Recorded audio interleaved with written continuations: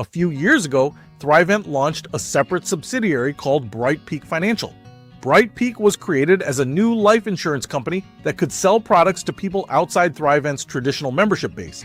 To understand why that mattered, you have to know how Thrivent traditionally operated.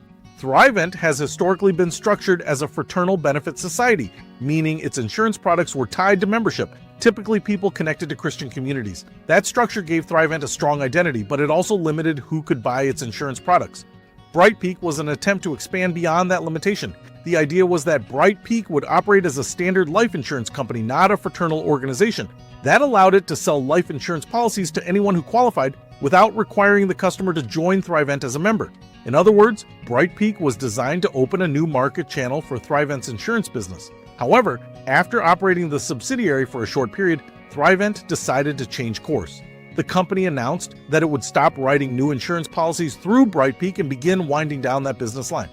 Existing policyholders were not abandoned. Their policies remained in force and continued to be serviced. But the company stopped actively selling new products through the BrightPeak brand. Why did they do that? Thrivent explained that it wanted to refocus on its core mission and brand identity, which centers on serving its membership community rather than operating a separate mass market insurance brand. Maintaining a second insurance company aimed at a broader public market required different marketing, distribution, and regulatory strategies that didn't align as closely with Thrivent's long-term direction, so the decision wasn't about BrightPeak failing financially in a dramatic way. It was more about strategic focus. In simple terms, BrightPeak was an expansion experiment that allowed Thrivent to sell life insurance outside its traditional membership structure.